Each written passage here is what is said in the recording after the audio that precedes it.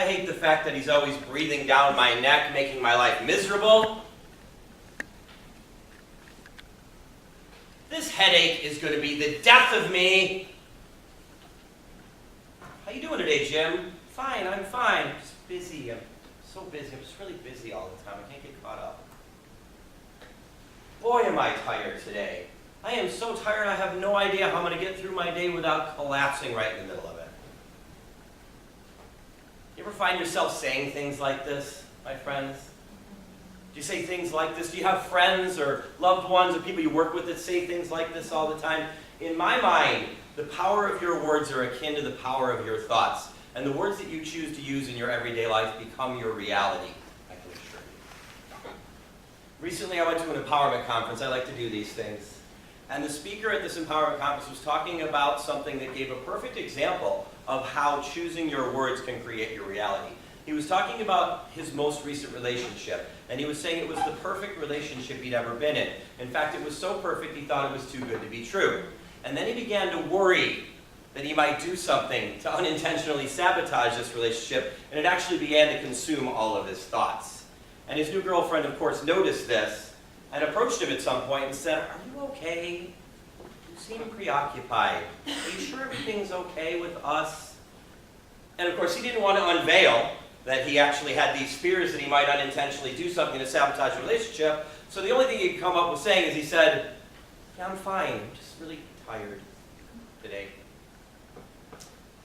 So over the next month or so, she would continue to check in with him and ask if everything was okay. And every time he gave her the same answer, he'd say, "Yeah, I'm fine. I'm just really tired today." And sure enough, over time, he started sleeping later. And he started taking naps in the middle of the day. And he started falling asleep while they were watching movies at home at night.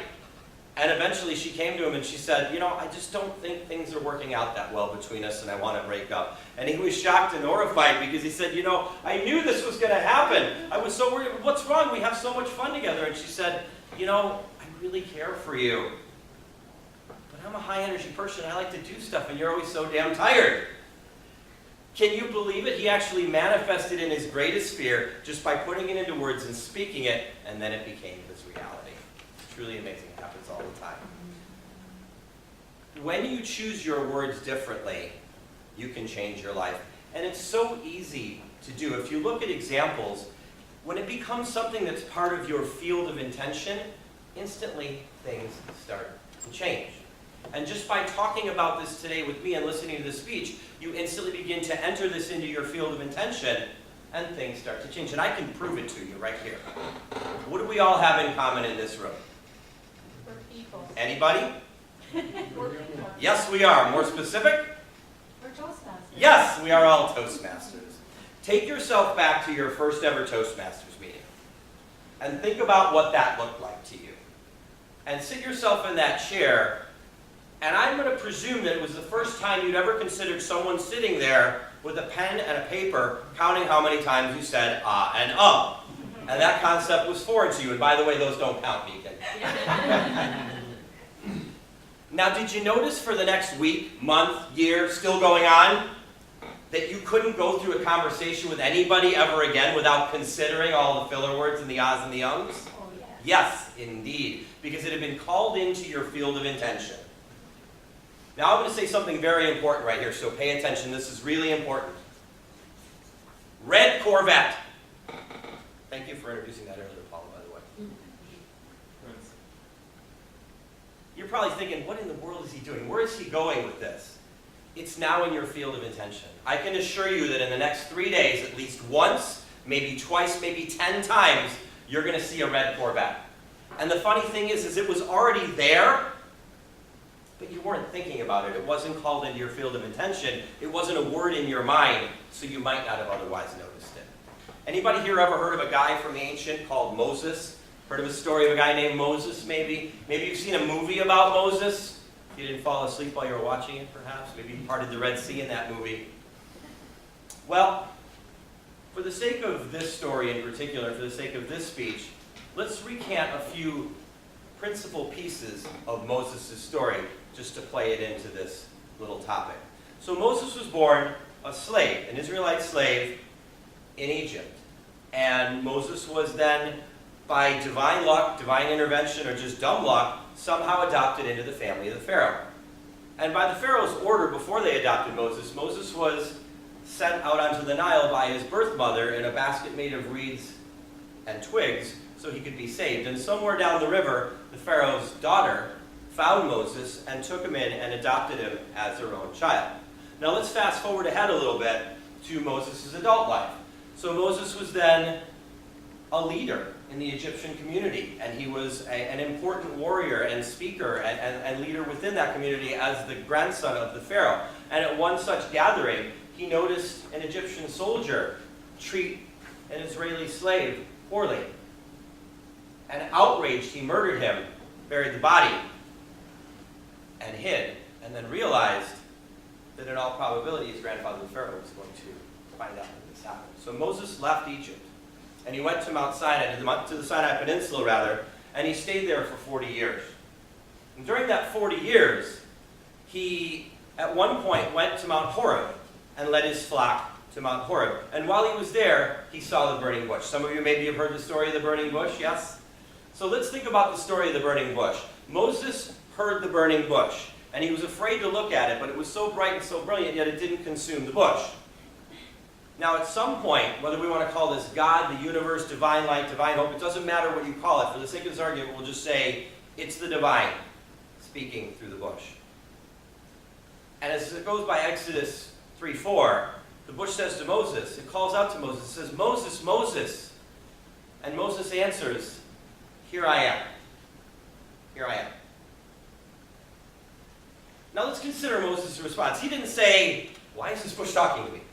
He didn't say, "Oh my God, I'm so tired today." He didn't say, "I'm pretty busy today." He said, "Why are you making my life crazy, boss?" He said, "Here I am." Now the story continues on. Moses continues to converse with the bush. The bush says, "Take off your shoes. You're on holy land." The bush says, "You are here to lead the people, the slaves of Egypt, back to Israel, the promised land, the land of milk and honey." And Moses says, "This all sounds really cool, but I need some proof here. I need something I can use, right? I got to have something I can go to the Pharaoh, my grandfather, with, and the people for that matter, and say, this is real." So Moses says to the divine, he says, "When I go to the people of Egypt, when I go to the sons of God, and they ask me, 'What is your name?' what is it that I shall tell them?" And the bush says 5 words. The bush says, "I am that I am. When you go to my children, tell them that I am sent them." Now here's where it gets crazy and fun, because Moses had the same words in his conversation with the divine. He said, "Here I am." And the bush said, "I am that." And it's in that "I am" that we see the possibility that the distance between these two things is not really that far, that they're really the same. They are within the same "I am." In my mind, there are no more powerful words in any human language than "I am." So what is it you want to be?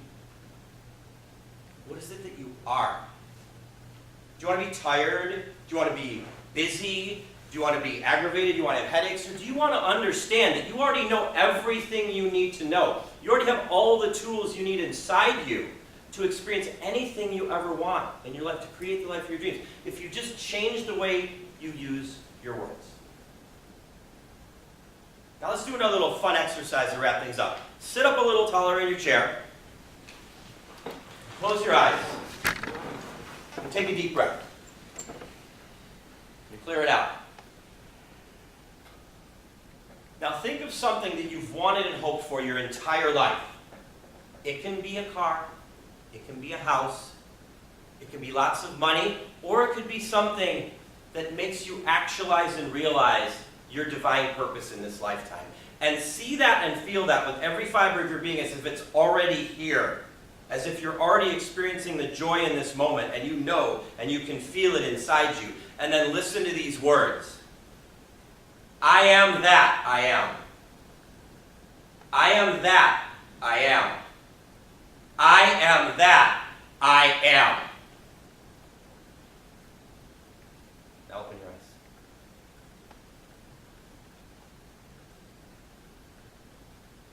The power to create the life of your dreams is already in your hands and in your words. Change your words, and you can change your life. What is it you want to be, fellow Toastmasters? Might I suggest, in the reality of the I am, you already are.